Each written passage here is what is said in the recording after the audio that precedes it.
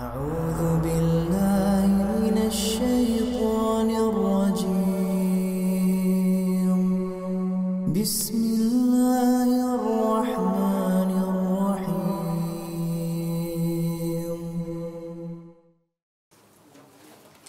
Kitabus Shalah. Sekarang kita berpindah kepada Kitabus Shalah. Kitabus Shalah yang kita pelajari di sini tidak langsung tata cara salat ya, tapi ada hukum-hukum terkait dengan salat. Jadi kita akan membahas terlebih dahulu hukum-hukum terkait dengan salat, belum kita masuk tentang wudu, belum kita masuk tentang kaifiyah tata cara salatnya. Baik, sebelum kita membahas terlebih jauh tentang Kitabus Shalah ini, kita definisikan dulu apa itu salat. Secara bahasa salat itu adalah doa. Jadi kalau dikatakan salat, berarti artinya adalah kita berdoa. Makanya kata Allah Subhanahu wa taala, "Washolli alaihim." Salatlah kalian untuk mereka. Apa maksudnya salatlah kalian untuk mereka? Doakan mereka. Itu maksudnya. Makanya dalam sebuah hadis Nabi Shallallahu alaihi wasallam mengatakan, barang siapa yang berselawat untuk Nabi 1 kali, maka Allah akan berselawat untuknya berapa kali? 10 kali. Apa maksud selawat Allah untuk kita yang bersolat kepada Nabi? Apa maksudnya? Selawat Allah untuk orang yang bersolawat kepada Nabi. Allah mendoakan kebaikan untuk orang yang berselawat kepada Nabi Sallallahu Alaihi Wasallam. Itu makna salat. Makna salat itu secara bahasa adalah doa. Dan itu benar. Karena salat itu, salat dari awal sampai akhir, mayoritas isinya adalah doa. Jadi salat itu dari takbiratul ihram sampai kita tasyahud akhir, sampai kita salam, itu kebanyakan daripada zikir bacaannya adalah doa. Baik, sekarang kita definisikan salat itu secara istilah, secara syar'i. Apa sih salat itu secara syar'i? Salat definisinya secara syar'i adalah aqwalun wa af'alun muftatahatun bitakbir mukhtatamatun bitaslim bisyara'it makhsusah. Jadi salat itu adalah ucapan-ucapan atau perbuatan-perbuatan, bukan atau, ucapan-ucapan dan perbuatan-perbuatan yang dimulai dengan takbiratul ihram dan ditutup dengan salam. Itu definisi salat. Kami ulangi. Salat adalah ucapan-ucapan dan perbuatan-perbuatan dimulai dengan dibuka dengan takbir dan ditutup dengan salam. Bisyara'it makhsusah, dengan syarat-syarat yang sudah ditentukan, yang dikhususkan. Syarat-syarat sebelum sholat, ya berwudu, menghadap ke kiblat, menutup aurat.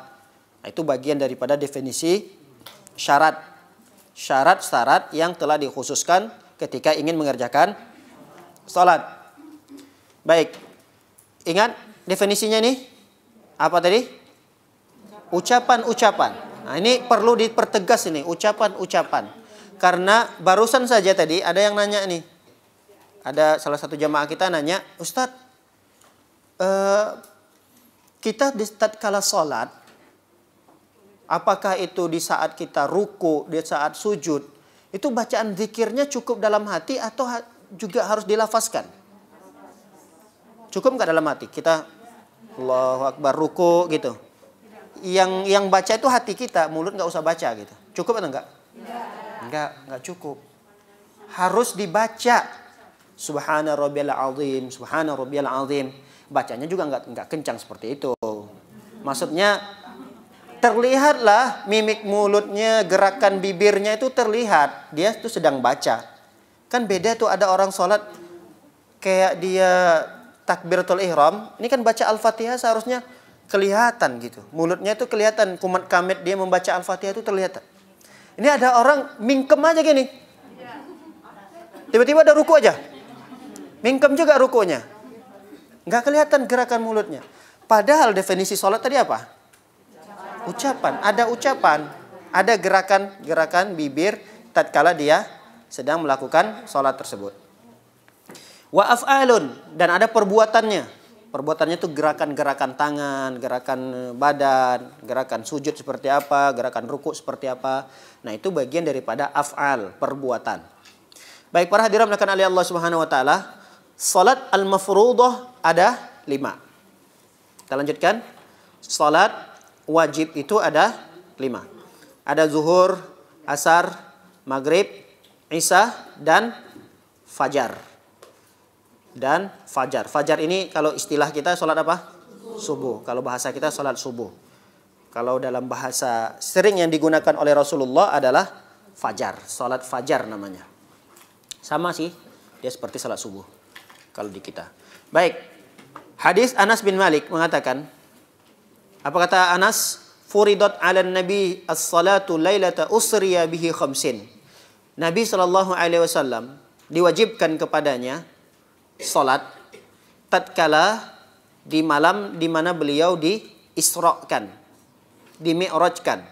Ketika beliau Isra dan Mi'raj, Isra diperjalankan dari Mekah ke Masjid Al-Aqsa, kemudian Mi'raj itu naik ke langit, dari Masjid Al-Aqsa naik ke langit. Nah, ketika Rasulullah SAW ingin turun, Allah SWT memberikan oleh-oleh untuk Nabi SAW berupa salat, ya kan? Berapa rakaat? Tidak diketahui berapa rakaatnya, tapi waktunya itu ada berapa waktu? 50 waktu. Jadi awalnya Rasul sallallahu alaihi wasallam itu diwajibkan untuk mengerjakan salat 50 waktu. 5 waktu aja udah berat banget. 5 waktu berat, kecuali ibu-ibu di sini. Kalau ibu-ibu di sana, masya Allah. Saya sih ada beberapa waktu memang berat juga gitu. Apalagi dalam kondisi lelah, capek ya kan. Kadang-kadang kan kita pernah lah merasakan hal yang seperti itu. Apalagi lagi capek, lelah, banyak acara, kumpul keluarga. Apalagi dalam kondisi manten apa namanya? Ngunduh mantu. Itu kan repot-repotnya banget itu. Sampai ada yang bertanya, Ustaz, kalau dalam kondisi repot kayak gitu boleh nggak dijamak sholatnya? Masya Allah, gara-gara dia sedang bergembira, sedang berbahagia, mengorbankan ibadahnya gitu. Enggak ada keringanan bagi dia untuk menjamak sholatnya. Enggak. Jadi awal mula sholat ini diwajibkan kepada Nabi SAW berapa waktu? 50 waktu. Ini bisa kita bayangkan kayak mana kalau misalnya ini terjadi pada diri kita. 50 waktu. Yang 5 waktu aja masih banyak yang berceceran di luar-luar sana. Di luar-luar sana banyak sekali yang masih berceceran 5 waktu doang. Ada yang cuma sehari itu sholatnya 2 waktu. Maghrib, kadang sama zuhur. Ada yang kadang sama sekali nggak sholat kecuali di hari Jumat doang. Di luar ya, di luar-luar masih banyak. Ini penampakan yang sangat menyedihkan. Peristiwa yang luar biasa kita alami di tengah-tengah masyarakat kaum muslimin yang sholatnya cuma hari Jumat doang. Sedih atau tidak? Sedih sekali. Ada yang lebih menyedihkan lagi. Sholatnya setahun itu cuma 2 kali. Idul Fitri, Idul Adha. Lihatnya orang ramai, ngapain orang keluar sana? Dia pengen ikut keluar juga. Padahal dia nggak tahu ternyata sedang sholat. Ikutlah dia sholat. Gerakan sholat, dia ikut rukuk sujud dan seterusnya. Ini baru 5 waktu. Bayangkan kalau dulu itu diwajibkan 50 waktu. Kalau 50 waktu berarti setengah jam sekali. 24 jam. 24 jam bagi 2. Masih 48. Berarti kurang lebih setengah jam sekali azan loh. Mungkin akan lebih panas lagi telinga-telinga orang yang sering meninggalkan azan nih. Bayangkan. Ini akan peraturan nanti akan terus. Masya Allah. Setiap setengah jam azan. Setiap setengah jam azan. Ini luar biasa. Baik, para hadirin melakukan oleh Allah Subhanahu Wa Taala. Tapi karena ketika Nabi Shallallahu Alaihi Wasallam, ya sifat beliau ini memang kalau itu perintah Allah udah beliau terima. Ketika Rasulullah SAW turun, jumpalah dengan salah satu nabi. Kalau saya salah di langit ketiga atau keempat gitu. Jumpa dengan Nabi Musa. Ketemu dengan Nabi Musa. Kata Nabi Musa, apa yang diperintahkan oleh Allah? Salat 50 waktu. Kata Nabi Musa, minta keringanan lagi, naik lagi. Minta. Karena saya sudah mengalami itu. Umat saya itu lebih kuat loh. Postur tubuhnya lebih hebat, lebih kekar, lebih ya pokoknya lebih lah daripada umatmu. Umat Nabi Muhammad SAW kan semakin dari segala hal, ya kan? Udah mulai kelihatan melemah gitu. Umat saya saja, umat Nabi Musa ketika itu gunung aja bisa dipahat sama mereka jadi rumah. Iya kan? Jadi luar biasa umat Nabi Musa dan umat-umat Nabi sebelum Nabi Muhammad SAW. Kuat-kuat. Jadi mereka saja nggak mampu loh, nggak bisa mengerjakan sholat, apalagi sebanyak 50 waktu. Minta lagi keringanan kepada Allah. Naik lagi Nabi Muhammad SAW, bertemu lagi dengan Allah, minta keringanan. Dikurangi 5. Cuma 5 doang. Berarti 45. Turun lagi, ketemu lagi. Alhamdulillah ketemu. Berapa sekarang? 45. Aduh, masih banyak itu. Naik lagi, minta keringanan. Naik lagi, dikurangi 5 lagi. Dan seterus begitu riwayatnya. 5, 5, 5, 5. Sampailah 5. Sampailah 5. Lalu kemudian nego lagi nih, pengen Nabi Musa udah nego lagi Muhammad pada Allah. Minta dikurangi lagi, jangan 5. Tapi Nabi Muhammad SAW merasa malu. Malu, udahlah 5 ini udah insya Allah cukup. Tanya benar. Benar atau tidak benar? Benar. Tetap saja ternyata 5 waktu banyak yang tidak mampu untuk mengerjakan sholat itu. Baik, para hadirat melakukan oleh Allah SWT. Tapi yang menggembirakan bagi kita adalah lanjutan hadis Nabi SAW. Apa kata Nabi SAW dalam hadis ini yang diriwayatkan oleh Anas bin Malik? Terus dikurangi, jadilah 5 waktu sholat. Nah ini sejarahnya. Kenapa sholat kita itu cuma 5 waktu. Jadi berkurang, jadilah 5 waktu sholat. Summa nudia. Lalu kemudian Nabi SAW nudia. Nudia itu bisa dikatakan diseru. Kayak diteriakin gitu. Ya Muhammad. Ada kayak suara gitu yang meneriaki Nabi Muhammad. Ya Muhammad. Wahai Muhammad.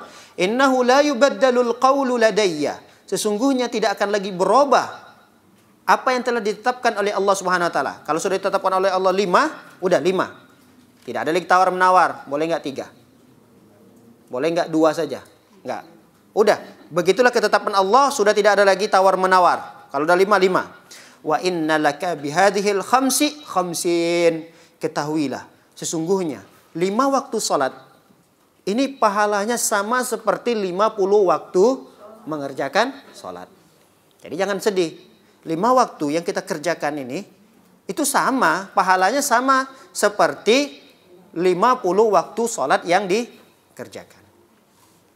Jadi pengurangan itu hanya pengurangan nominal dari waktunya, tapi pahalanya tetap sama.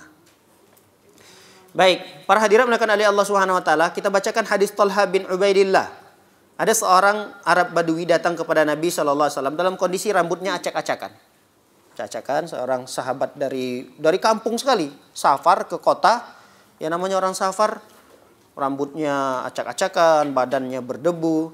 Nah, bertemulah dengan Rasul sallallahu alaihi wasallam. Dia berkata, "Ya Rasulullah, akhbirni ma faradallahu alayya minas shalah." Ya Rasulullah, ajarkan aku apa yang diwajibkan oleh Allah kepadamu dari salat itu. Lalu Rasul mengatakan, as-salawatul khams. Salat itu cuma ada 5 waktu. Illa an tatawwa'a syai'an. Kalau kamu menambah salat, silahkan ditambah, tapi itu hukumnya hanya sekedar salat sunnah. Baik, bagaimana kedudukan salat di dalam agama? Apa kedudukan salat dalam agama ini? Kita bacakan hadis Abdullah bin Umar. Beliau berkata, Rasul sallallahu alaihi wasallam bersabda, "Buniyal Islamu ala khamsin." Jadi salat ini kedudukannya dalam Islam dia seperti bangunan. Paham nih? Jadi salat ini kedudukannya dalam Islam dia seperti bangunan. Bangunan itu tidak akan sempurna, tidak akan berdiri kokoh dan kuat kalau dia tidak ada tiang-tiangnya.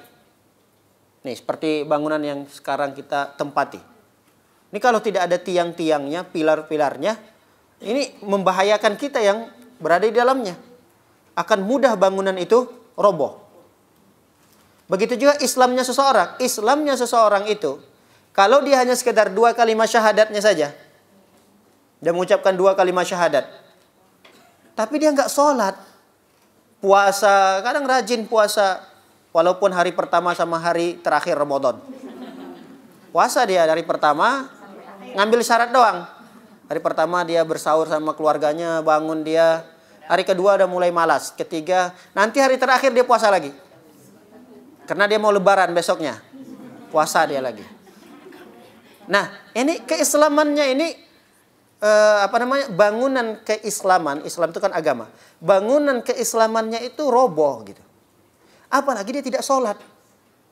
Sholat itu bagian yang terpenting dalam bangunan Islam itu.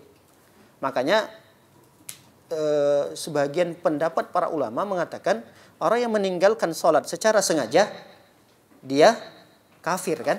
Ada pendapat itu kan? Ada pendapat para ulama yang mengatakan seorang muslim yang meninggalkan salah satu sholat saja, salah satu sholat, apakah itu sholat maghrib, apakah itu sholat asar atau zuhur, dia tinggalkan, maka dia terancam kafir. Kenapa? Karena udah roboh. Bangunan keislaman itu udah roboh. Sudah ambruk keislamannya. Walaupun pondasinya ada, untuk apa pondasi? Dia udah ada pondasi nih dengan mengucapkan 2 kalimat syahadat. Untuk apa bangunan cuma pondasi doang? Bisa kita tempati? Nggak bisa. Kalau kena hujan ya kita kehujanan. Kalau kena panas tetap kepanasan. Jadi Islam itu seperti bangunan, dia antara satu dengan yang lainnya saling erat, kuat, berterkaitan, tidak bisa dipisahkan. Jadi syahadatnya nggak bisa dipisahkan dengan sholat. Sholatnya nggak bisa dipisahkan dengan zakat. Zakat tidak bisa dipisahkan dengan puasa. Puasa dan seterusnya ini tidak bisa dipisahkan dengan ibadah haji bagi mereka yang mampu. Jadi 5 perkara ini harus dilakukan oleh seorang muslim kalau dia beragama Islam. Baik, itu kedudukan sholat di dalam agama. Kita bacakan sekarang hukum bagi mereka yang meninggalkan sholat. Apa hukum mereka-mereka yang meninggalkan sholat?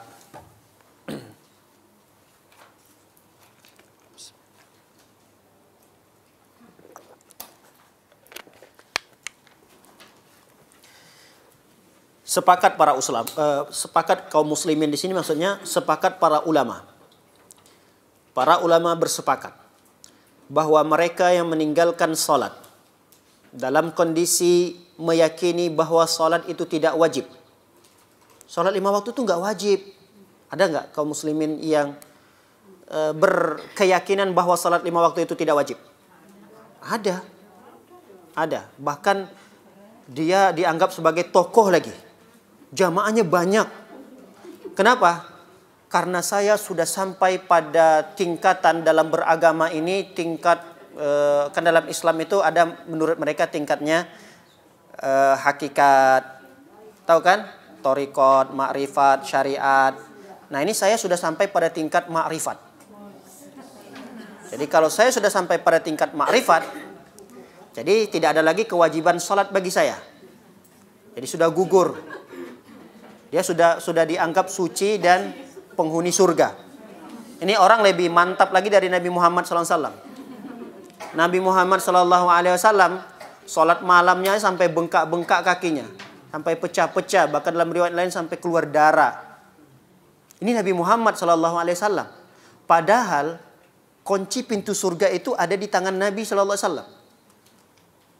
Tidak akan ada mungkin orang masuk dalam surga kecuali pintu itu telah dibukakan oleh Nabi. Artinya Nabi yang akan pertama sekali membuka pintu surga itu, Nabi masuk dalam surga, baru umat-umat yang lain, baru nabi-nabi yang lain masuk ke dalam surga. Ada nggak riwayat Nabi SAW pernah meninggalkan sholat 5 waktu? Nggak ada. Ini ada orang beragama Islam yang dia membagi tingkatan dalam agama itu, tingkatan ini. Kalau sudah sampai pada tingkatan yang tinggi, udah nggak wajib sholat. Kenapa? Karena dia udah mengatakan Allah udah nyatu dengan saya. Allah itu udah nyatu dengan saya. Seakan-akan saya ini Allah. Kalau saya Allah, saya mau nyembah siapa lagi? Paham ini keyakinan mereka? Paham? Jadi kalau sudah sampai pada tingkatan itu, Allah ini udah menjiwai pada dirinya. Jadi Allah itu udah ada pada dalam tubuhnya. Jadi seakan-akan saya Allah gitu. Kalau saya tetap sholat, saya mau nyembah siapa gitu. Jadi saya tidak wajib lagi sholat.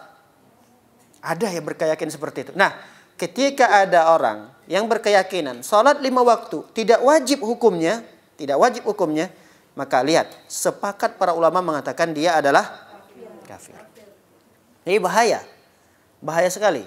Kadang kita mendapati kelompok-kelompok yang aneh-aneh seperti itu, dia tidak melihat dan memandang, dan yang anehnya walaupun aneh seperti itu tetap saja ada loh.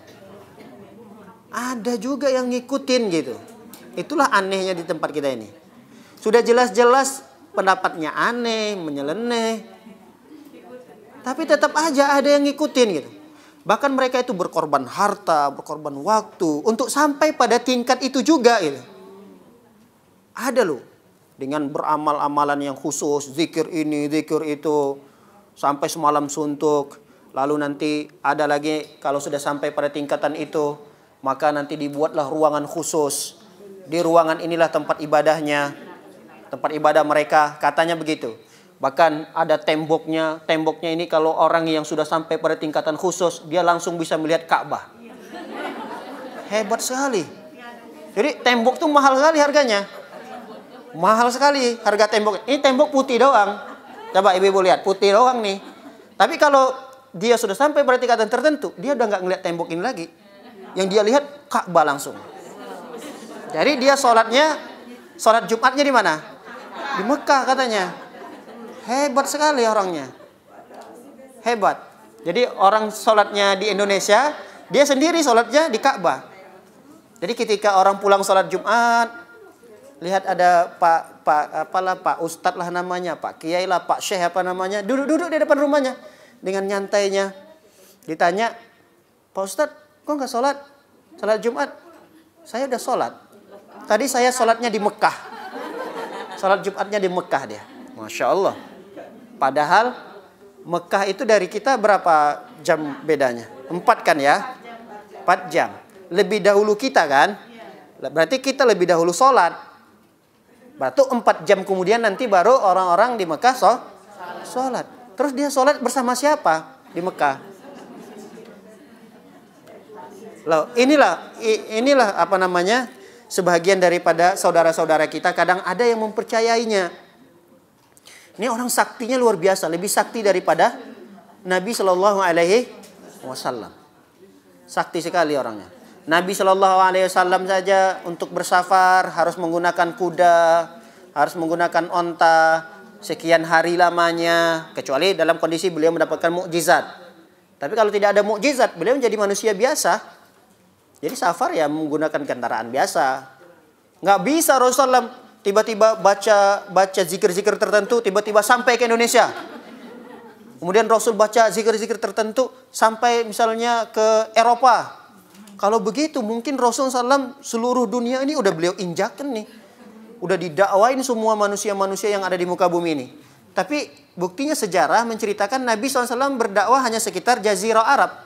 Mekah tempat kelahiran beliau, Madinah tempat beliau hijrah. Kalau Nabi SAW punya kesaktian, kalau kayak sekarang ini kan dengan baca mantra atau apa-apa tiba-tiba udah ada ke mana gitu. Kayak tadi itu udah bilang, saya barusan sholat di Mekah. Gimana caranya dia sholat di Mekah? Pakai apa dia? Masya Allah. Baik, para hadirin mereka oleh Allah SWT, kita tidak usah berpanjang lebar masalah itu, kita lanjutkan lagi. Tapi intinya sepakat ya para ulama tadi mengatakan, kalau ada orang meninggalkan sholat, berkeyakinan bahwa sholat itu tidak wajib, hukumnya apa? Baik, kita akan bacakan pendapat ulama yang mereka bersilang pendapat. Berbeda pendapat para ulama terkait dengan orang yang meninggalkan sholat, tapi dia masih meyakini kewajiban sholat itu. Dia yakin Sholat 5 waktu itu wajib. Tapi karena dia malas, cuma sekedar malas doang. Malas apa lagi? Ya adalah alasan-alasan yang lain yang menjadikan dia tidak sholat gitu. Tapi intinya dia masih meyakini bahwa sholat 5 waktu itu wajib. Ini yang umumnya terjadi di tengah-tengah masyarakat kaum muslimin itu adalah pada perkara yang kedua ini. Mereka meninggalkan sholat itu, kalau ditanya sholat itu wajib atau enggak? Mereka mengatakan wajib. Nah ini silang pendapat di sini para ulama menghukumi mereka. Ada yang mengatakan bahwa mereka hukumnya kafir. Ini pendapat sebagian para ulama ya.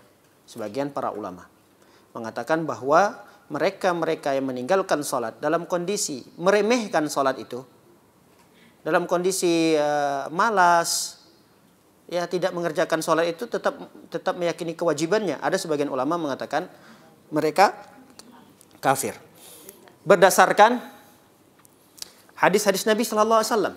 Nabi mengatakan, hadis yang pertama, inna bainar rajul wa bainas syirki wal kufri tarkas shalah. Kata Nabi SAW, yang membedakan antara seorang laki-laki yang dia itu muslim, dia itu pelaku syirik, dia itu kafir, adalah meninggalkan sholat. Jadi dengan dia meninggalkan sholat itu, ya udah, dia nggak bisa dibedakan lagi. Dia sudah sama saja dengan pelaku syirik dan pelaku kufur. Baik. Hadis yang lain yang menguatkan, hadis Buraidah. Buraidah berkata, sami'tu Rasul sallallahu alaihi wasallam yaqul. Rasul sallallahu alaihi wasallam pernah bersabda, al-ahdul ladzi bainana wa bainahum as-shalah, faman tarakaha faqad kafar. Perjanjian antara kami dengan mereka, kami itu kaum muslimin, kita kaum muslimin, dan mereka itu orang-orang kafir. Faman tarakaha faqad kafar. Barang siapa yang meninggalkan salat, maka sungguh dia telah kafir. Tegas. Hadis Nabi mengatakan itu tegas sekali. Jadi yang membedakan antara kita dengan mereka itu salat, kata Nabi. Apa yang membedakan kita saat ini? Nih, kita ini kan di Indonesia banyak agama. Nah, apa yang membedakan antara agama Islam dengan agama selain Islam? Kita muslim, muslimah. Ada tetangga kita yang kafir, kafirah misalnya. Apa yang membedakan kita? Salat. Itu yang membedakan kita, salat. Lalu kata Rasulullah, barang siapa yang meninggalkan salat itu, faqad kafar. Maka sungguh dia terancam kafir. Baik, para hadirin mereka oleh Allah SWT. Wallahu alam bisawab. Pendapat yang kuat dalam masalah ini adalah pendapat yang mengatakan dia tidak sampai kepada kafir. Tapi dia jatuh kepada dosa besar. Dosa yang sangat besar sekali. Dari dosa-dosa besar. Dosa berzina besar atau tidak? Dosa durhaka ke orang tua? Besar. Dosa mencuri, korupsi, besar. Dosa membunuh, besar. Dosa meninggalkan sholat lebih besar. Paham? Daripada dosa-dosa besar yang lain. Itu dosa meninggalkan sholat sangat besar. Ya, alhamdulillah. Jika ada di tengah-tengah keluarga kita, waliyadzubillah, jangan kita lah. Di tengah-tengah keluarga A misalnya, di tengah-tengah keluarga A ini anak laki-lakinya, secara terang-terangan di depan si A orang tuanya, dia berzina di rumah itu. Kira-kira si A ini sebagai orang tuanya murka atau tidak? Oh murka, kurang ajar kamu, dan seterusnya. Murka. Nah si A ini punya anak laki-laki, nggak sholat terang-terangan. Zuhur nggak sholat, subuh masih tidur sampai siang. Tapi si A ini biasa-biasa aja. Biasa-biasa aja. Padahal anaknya tadi itu meninggalkan sholat.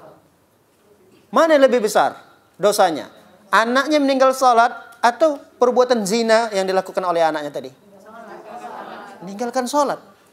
Tapi kadang-kadang di tengah kaum muslimin, perkara sholat itu disepelekan. Dia lebih besar perhatiannya terhadap anaknya tatkala melakukan penyimpangan-penyimpangan atau pelanggaran-pelanggaran. Ya memang itu disepakati oleh syariat pelanggaran. Tapi luar biasa murkanya. Kurang ajar kamu, nak. Kamu udah berani ngisap ganja di depan orang tua. Dia marah sekali. Kamu bawa minuman-minuman keras ke rumah. Dia marah, murka orang tuanya. Tiba-tiba anaknya menenteng botol, apa namanya itu? Botol bir misalnya, tak apalah ya. Botol minuman keras, ditentengnya di hadapan orang tua, minum dia. Orang tua mana yang nggak marah? Tapi kalau anaknya nggak sholat, dia biasa-biasa aja. Nyantai-nyantai aja dia. Kayak sesuatu hal yang tidak terjadi di tengah-tengah keluarganya. Padahal meninggalkan sholat itu lebih besar dosanya daripada dia nenteng-nenteng minuman khamar tadi. Dia minum depan orang tuanya.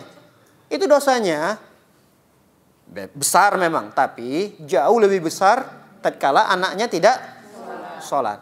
Makanya ini pendapat yang kuat. Pendapat yang kuat adalah mereka yang meninggalkan sholat itu jatuh kepada dosa besar. Baik. Para hadirin oleh Allah Subhanahu wa taala, bagaimana memahami hadis Nabi SAW yang mengatakan kafir tadi? Maksudnya di sini adalah kafir kecil. Jadi kafir itu ada dua, ada kafir besar, ada kafir kecil. Ada syirik besar, ada syirik kecil. Ada munafik besar, ada munafik kecil. Jadi yang maksud dengan hadis Nabi di sini tadi kafir, orang yang meninggalkan sholat adalah kafir kecil. Kafir kecil itu berarti kafir yang tidak sampai mengeluarkan dia dari agama Islam. Berarti orang yang meninggalkan sholat dalam kondisi dia meyakini wajibnya sholat itu, dia tidak sampai dihukumi kafir. Tapi dia jatuh kepada dosa yang begitu besar. Baik, para hadirin melakukan oleh Allah Subhanahu wa taala, hadis Ubadah bin Samit. Kita bacakan di sini hadis Ubadah bin Samit. Beliau berkata, Nabi sallallahu alaihi wasallam pernah aku mendengarkan beliau bersabda. Kata beliau, khamsu salawatin katabahunallahu 'alal ibad. Ada 5 salat wajib yang diwajibkan oleh Allah kepada hamba-hambanya. Baik, barang siapa yang mengerjakannya dan tidak menyia-nyiakannya, maka wajib dia masuk ke dalam surga Allah Subhanahu wa taala. Dan siapa yang tidak mengerjakan salat 5 waktu itu, ya, sya'allahu azabahu, kalau Allah berkehendak untuk mengazabnya, maka Allah akan azab. Tapi siapa orang yang Allah ampuni, maka Allah akan ampuni. Nah, potongan hadis ini menunjukkan bahwa orang yang meninggalkan salat itu tidak kafir. Apa dalilnya? Dalilnya adalah potongan terakhir dalam hadis Ubadah bin Samit tadi. Bagi yang bawa bukunya, coba perhatikan potongan yang terakhir. Nabi SAW mengatakan, siapa orang yang tidak mengerjakan salat itu, maka jika Allah berkehendak untuk mengazabnya, maka Allah azab karena dia meninggalkan salat itu. Tapi kalau Allah mau mengampuninya, Allah Maha Pengampun, ya sudah, saya ampuni kamu karena kamu begini walaupun kamu meninggalkan salat, lalu Allah berkehendak mengampunkan dia, berarti Allah akan mengampuninya. Berarti gugur dosa-dosanya. Nah, hadis ini menguatkan kata para ulama bahwa orang yang meninggalkan salat secara sengaja, dan dia yakin hukum salat itu wajib, dia tidak sampai kepada kafir. Baik, Allah alam bishawab. Para hadirin melakukan oleh Allah Subhanahu wa taala. Kepada siapa diwajibkan salat ini? Kepada siapa diwajibkan salat? Pada muslim, baligh, berakal. Jadi kalau 3 syarat ini ada pada diri seorang, berarti dia sudah wajib salat. Baik, ulangi sekali lagi. Kepada siapa?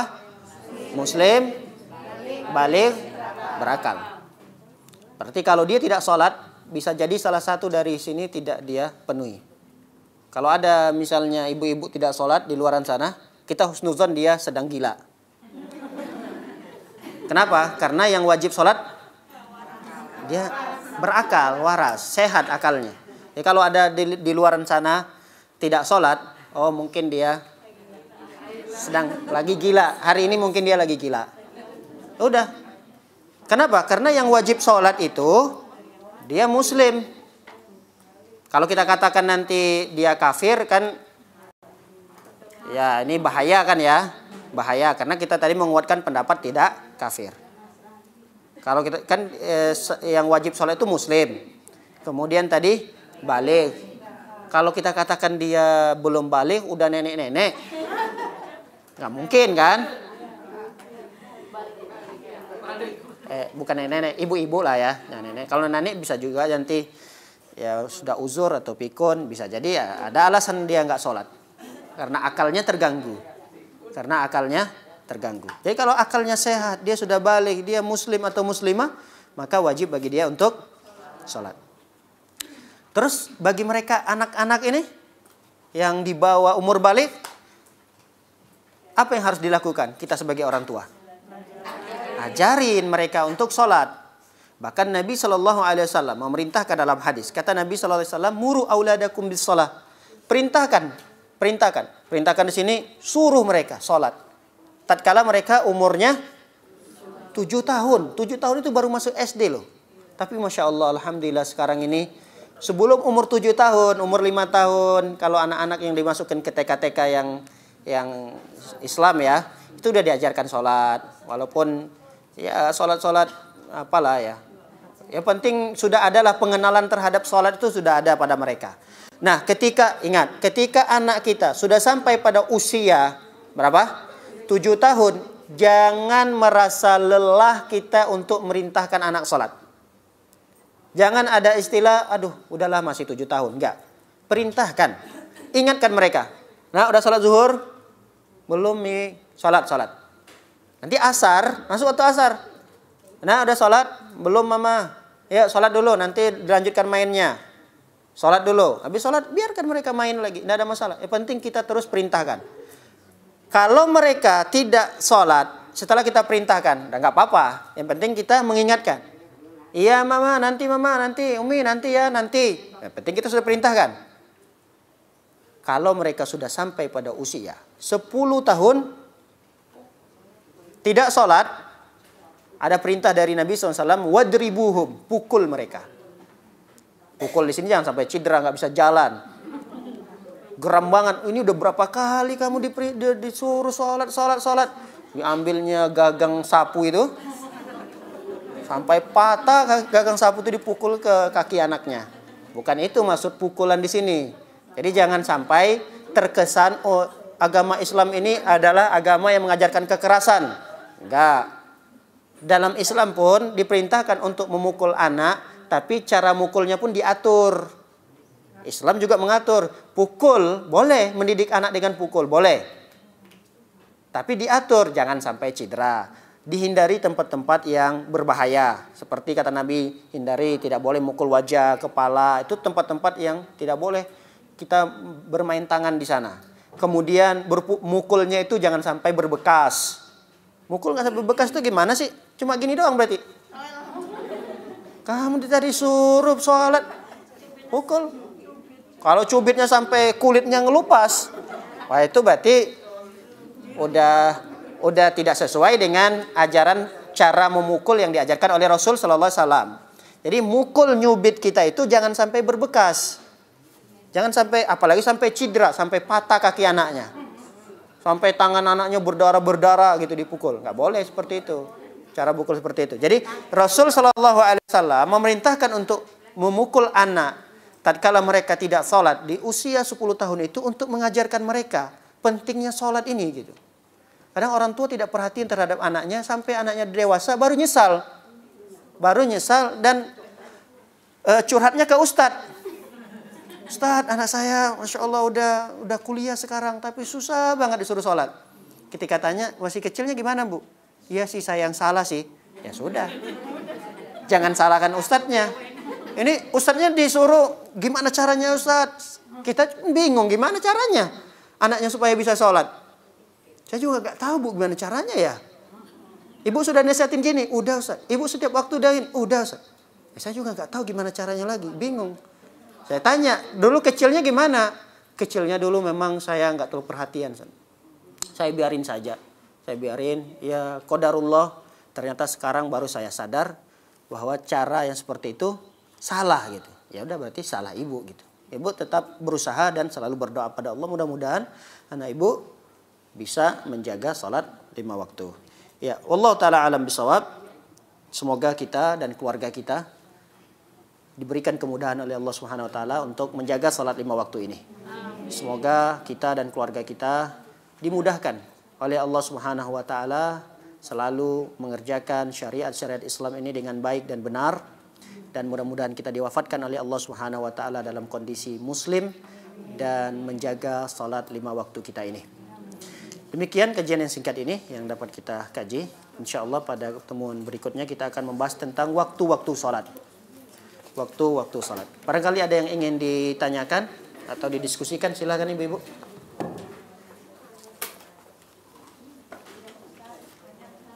Ya, silakan Bu.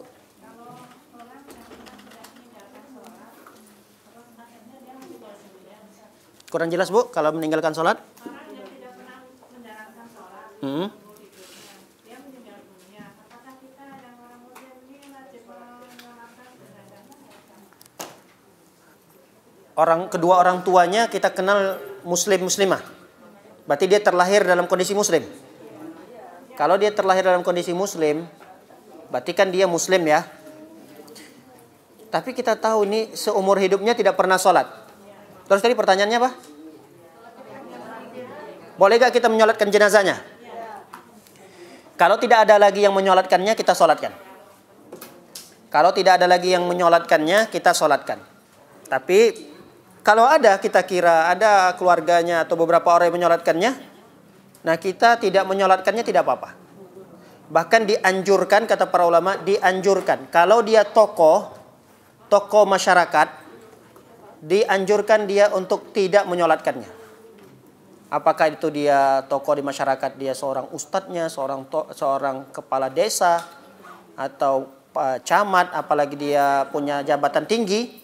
Nah, kalau dia punya kedudukan di tengah-tengah masyarakat, melihat ada orang yang meninggal kondisinya seperti itu, tidak pernah sholat, maka dianjurkan tokoh tersebut tidak usah ikut menyolatkannya. Kenapa? Kata para ulama, kenapa? Karena sebagai peringatan bagi mereka-mereka yang lain ini yang tidak sholat. Loh, tuh awas, si fulan meninggal dunia, tuh Ustadz fulan gak ikut menyolatkan, padahal dia ada. Ustadz itu ada loh, ada di sini, di sana ada Ustadz itu. Kenapa Ustadz itu tidak ikut menyolatkannya? Hati-hati loh.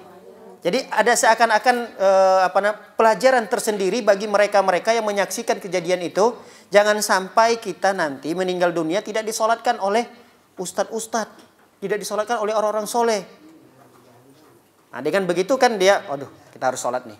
Sholat.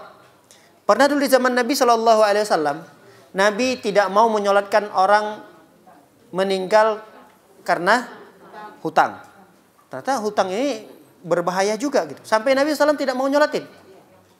Tapi Nabi SAW perintahkan sahabatnya, sholatkan. Kalian, wahai para sahabat, sholatkan dia. Diperintahkan oleh, tapi Nabi nggak nyolatin. Pernah juga Nabi SAW tidak menyolatkan orang yang mati karena bunuh diri. Ada orang meninggal di zaman Nabi SAW ketika itu, dia bunuh diri. Lalu Rasulullah SAW tidak mau menyolatkan. Pergi saja Rasulullah SAW. Kenapa? Karena tahu Rasulullah SAW perbuatannya ini adalah perbuatan dosa besar. Lalu Nabi SAW menunjukkan sikapnya supaya yang menyaksikan mendapatkan pelajaran. Hati-hati loh. Kalau meninggal dalam kondisi seperti ini tidak disolatkan oleh Rasul loh. Nah, seperti itu. Jadi kalau kita melihat saudara kita atau tetangga kita, dia meninggal dalam kondisi tidak mengerjakan sholat sama sekali. Paling dia mengerjakan sholat kadang cuma Idul Fitri, Idul Adha, sekali-kali, setahun sekali tadi. Maka kita yang pengen menyolatkannya silahkan, itu boleh. Tapi kalau tidak kita menyolatkannya tidak mengapa. Terkhusus kalau dia sebagai tokoh di masyarakat, dianjurkan untuk tidak menyolatkannya. Kalau dia tokoh. Kalau kita orang-orang biasa doang, kayak kita ini kan orang-orang biasa ya, ya udahlah kita sholatkan aja. Kasihan kalau tidak ada yang menyolatkannya, karena dalam sholat itu kan ada doa kan ya. Minimal doa yang kita doakan dalam sholat kita itu ya dikabulkan oleh Allah SWT, sehingga nauzubillah dengan doa tersebut dia diampuni oleh Allah dosanya atau dikurangi azabnya. Allah Ta'ala alam bisawab. Kita kasihan melihat orang yang seperti ini. Maka sebaiknya kalau kita orang-orang biasa, tidak ada kedudukan di tengah-tengah masyarakat, bukan tokoh kita, maka kita ikut saja menyolatkannya. Ya, Allah alam bisawab. Silakan.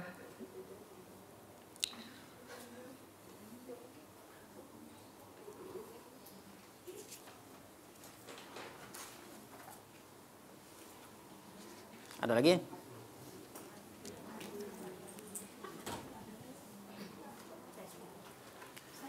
Ya, silakan Ibu. Kan kadang pernah ngerasain itu waktu setelah nifas itu keluar darah tapi nggak gitu, nggak hitam ataupun merah, tetapi putih gitu. Itu termasuk istiadat atau enggak ya? Itu darah keluar bukan masa haid, bukan juga masa nifas. Oh, setelah nifas. Setelah nifas keluar Tapi putih dia. putih bercampur dengan merah, Iya, keruh gitu, keruh. keruh. Darah itu keluar di masa-masa ibu haid atau tidak? Enggak, itu setelah nifas. Setelah nifas, iya setelah nifas. Kan ibu kan sebelum hamil, ibu kan haidnya teratur kan ya, teratur. Nah, ibu ingat nggak darah yang keluar setelah nifas itu di tanggal biasa ibu haid dulunya? Masih ingat nggak? Lupa. Nah, jadi wanita-wanita haid itu kan dia biasanya kalau dia teratur ya, itu setiap bulan biasanya seperti itu. Jadi keluar darah haidnya itu misal kalau tanggal dia patokannya tanggal hijriah ya, tanggal hijriah. Jadi keluar misalnya ini bulan Sya'ban di tanggal 1, 2, 3, 4, 5 sampai 5 Sya'ban, berarti 5 hari. Nanti di Ramadan biasanya 5 hari lagi keluar 5 hari. Sampai kalau dia sudah hamil berarti nggak keluar lagi darah haidnya. Kemudian dia melahirkan yang keluar darah nifas. Setelah selesai darah nifasnya, dia kan bakalan haid lagi nanti. Nah, pertanyaannya yang ibu tanyakan tadi, apakah cairan putih yang bercampur dengan darah yang keruh keluar setelah nifas itu di tanggal yang ibu biasanya haid sebelum hamil atau tidak? Nah, itu yang harus yang tadi kita sebutkan. Nah, ibu harus bisa membedakan pertama darahnya, yang kedua kebiasaan. Yang pertama ini kan kebiasaan. Kebiasaan ibu haidnya sebelum hamil tanggal berapa? Berapa hari di setiap bulan itu? Itu harus dipelajari. Karena bisa jadi yang ibu sebutkan tadi itu haid. Itu haid. Iya. Dari nifas bisa langsung nyambung ke haid bisa. Bisa. Ada atau mungkin jedanya 1 hari atau 2 hari, bahkan ada yang tidak berjeda, mungkin langsung gitu. Tapi dia tahu ini adalah darah haid yang dulu dia di tanggal itu memang biasanya haid gitu. Ya, kalau memang ibu melihat itu adalah tanggal yang sama berarti ibu haid. Ibu haid. Karena darah istihadhah itu tidak seperti itu. Darah istihadhah itu tidak seperti itu. Jadi darah istihadhah itu dia bersih, tidak dia hitam pekat gitu, enggak. Itu termasuk darah haid. Ya, Allah alam bishawab.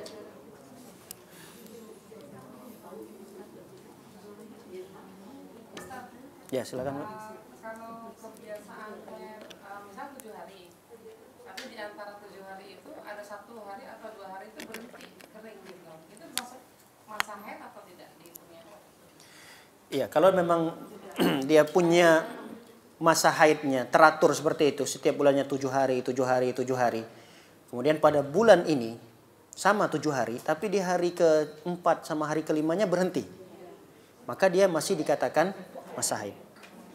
Masih dikatakan masa haid. Jadi dia tidak perlu mengerjakan sholat. Karena di hari itu masih terhitung dia masih haid. Karena dia masih teratur haidnya ya, masa haidnya teratur. Kalau dia sudah tidak teratur, ini beda.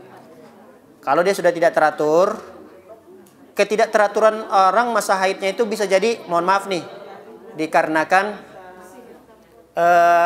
dia mengkonsumsi obat apa namanya KB ya. Biasanya kalau KB-nya nggak cocok itu udah udah berantakan tuh masa-masa haidnya, udah bingung, kasihan. Nah kalau dia kondisi seperti itu, bisa jadi di hari ke-5, hari ke-4, ke-5-nya tadi itu adalah masa di mana dia sudah suci. Karena ada kasus sebulan yang lalu, ada yang nelpon di aplikasi Halo Ustaz itu, bertanya, dia bercerita karena dia sedang program menjaga jarak anak ya, program, tapi dia menggunakan alat suntik atau apa gitu. Jadi menyebabkan katanya masa haidnya tidak beraturan lagi. Sudah tidak beraturan lagi masa haidnya. Bisa jadi 2 hari haidnya keluar darah, kemudian hari ketiga berhenti, keempat berhenti, kelima berhenti, keenam nanti keluar lagi, ketujuh keluar, ke-8, ke-9 berhenti. Nah kalau kondisi seperti ini gimana nih? Nggak tahu kalau ibu-ibu di sini pernah mengalami atau tidak, Allah alam. Tapi ini benar ada. Jadi saya katakan, ibu kalau berhenti darahnya ibu sholat. Karena udah nggak beraturan. Jadi hari pertama keluar darah, kedua keluar, ketiga udah nggak keluar lagi, bersih total. Saya yakinkan. Ibu sudah meyakinkan dengan salah satu dari 2 cara ini. Iya. Cara pertama melihat adanya keputihan kan ya. Ketika ada cairan putih, berarti itu sudah menandakan dia sudah suci dari haid. Atau kalau tidak ada cairan putih itu kering total sama sekali, tidak ada bekas, tidak ada jejak darah lagi. Artinya sudah kering sekali. Maka dia sudah suci. Nah, ini salah satu dari 2 tanda ini sudah terlihat, Bu. Sudah katanya. Sudah. Jadi sudah total tidak ada jejak, Ustaz. Di hari ketiga itu. Di hari keempat, ya berarti ibu harus sholat. Sholat di hari ketiga. Nanti hari kelima keluar lagi, berhenti sholatnya. Hari keenam berhenti sholatnya. Kalau ketujuh berhenti darahnya lagi, sholat lagi. Nah beda tadi kasus yang ibu tanyakan. Kalau kasus yang ibu tanyakan tadi, itu adalah bagi mereka yang masa haidnya itu teratur. Kalau masa haidnya teratur, ketika di tengah-tengah masa haidnya berhenti darahnya sehari atau 2 hari, maka 1 atau 2 hari ini terhitung masih haid. Tapi kalau yang ditanyakan tadi adalah ibu-ibu yang sudah tidak teratur masa haidnya, gimana nih mau hitung 7 harinya? Gimana cara menghitung 7 harinya? Kalau dia mau nyamakan dengan kebiasaannya, dia 7 hari nih, gimana cara menghitungnya? Orang nanti zuhur, asar, maghrib masih keluar, tiba-tiba isya udah enggak, subuh dilihat lagi udah enggak keluar, kemudian zuhur besok keluar lagi, udah berantakan, kasihan makanya. Oleh karena itu saran kami bagi mereka-mereka yang ingin program menjaga jarak anak, nah itu tanyakan bidan yang ahli. Kira-kira obat apa yang cocok buat mereka-mereka agar tidak terganggu ibadahnya seperti ini. Kasihan terganggu ibadahnya, dia pusing sendiri. Apalagi ini ibadah sholat. Ini kan sholat kan ibadah sangat penting sekali. Tadi sudah kita jelaskan kedudukan sholat. Bagaimana kedudukan sholat itu. Jadi kasihan kalau ada orang yang dia bingung gitu. Kondisi masa haidnya sudah berantakan seperti ini. Ini kalau dia salah melangkah ketika dia tidak sholat padahal dia sedang suci, dia dosa besar. Makanya saran kami sebelum melakukan KB itu ya tanyakanlah kepada dokter yang ahli kira-kira obat yang mana, walaupun dia lebih mahal nggak apa-apa, yang penting masa haidnya itu teratur. Ya wallahu taala alam bissawab. Silakan.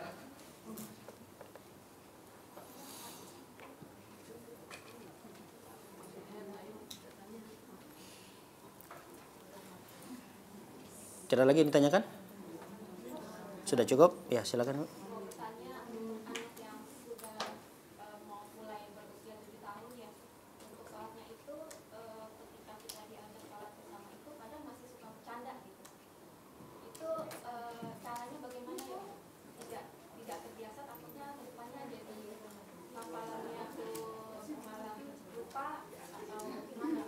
Iya.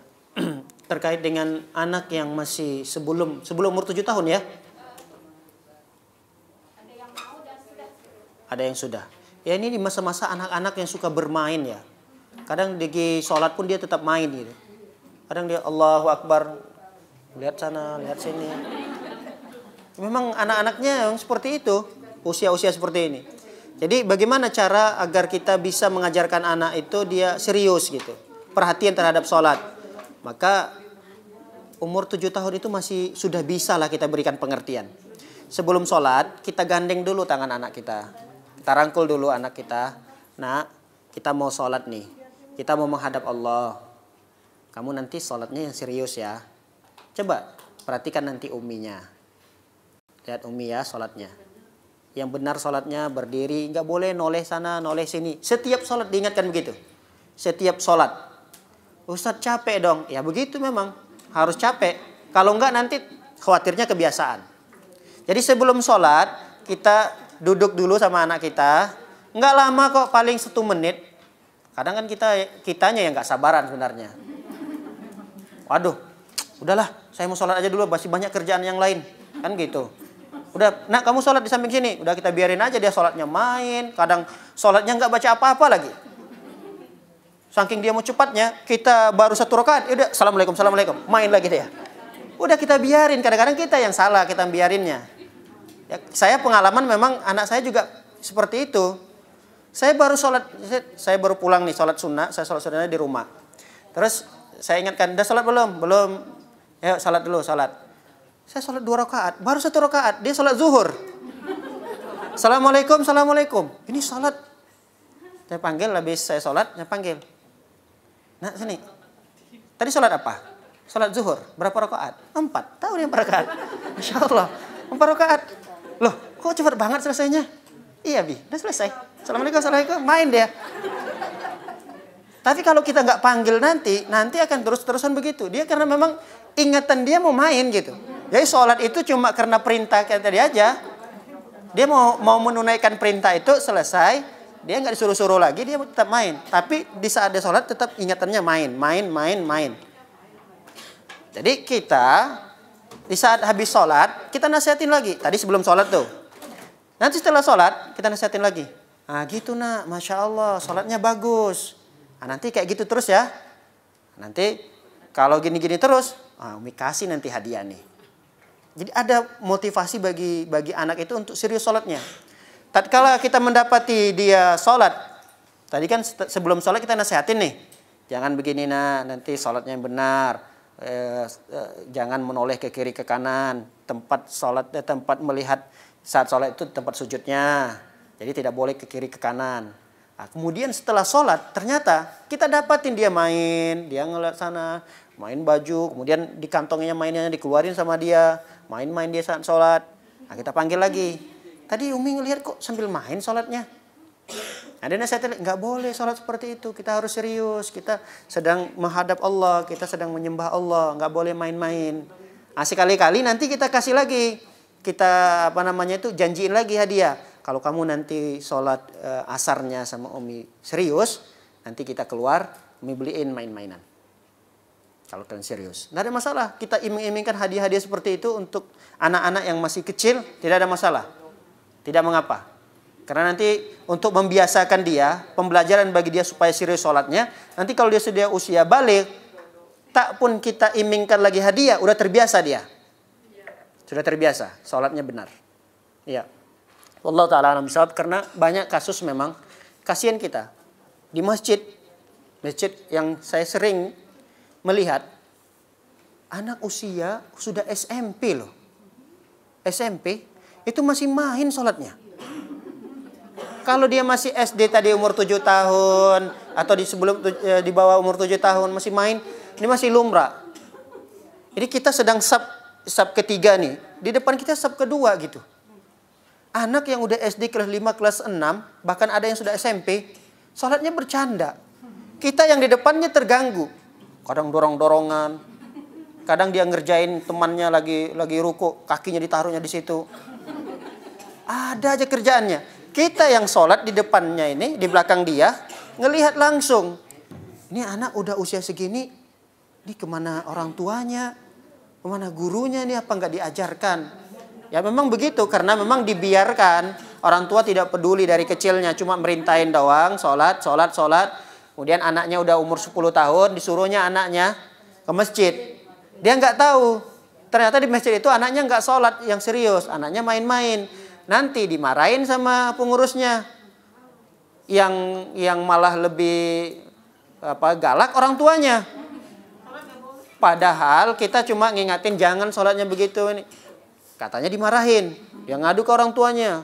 Orang tuanya datang, lebih galak lagi dari pengurusnya. Pengurusnya dimarah-marahin. Orang anak mau sholat ke masjid malah dilarang. Kita bukan mau larang dia sholatnya, dia ngelarang jangan mainnya. Salah pengertian. ya akhirnya ya pengurusnya yang disalahkan. Ya Allah taala alam bisawab. Ya harusnya yang disalahkan di sini adalah kita sebagai orang tuanya. Ya demikian yang dapat kita kaji pada kesempatan yang singkat ini. Semoga menjadi ilmu yang bermanfaat. Semoga kita diberikan kesehatan oleh Allah Subhanahu wa taala dan umur yang panjang. Bisa bertemu dengan bulan Ramadan pada tahun ini dalam kondisi sehat walafiat, bisa memaksimalkan umur kita untuk beribadah kepada Allah Subhanahu wa taala di tahun ini. Baik, barakallahu fikunna wa sallallahu nabiyana Muhammadin wa ala alihi washabbihi wasallam ajmain. Subhanakallahumma wa bihamdika asyhadu an la ilaha illa anta astaghfiruka wa atubu ilaik. Assalamualaikum warahmatullahi wabarakatuh.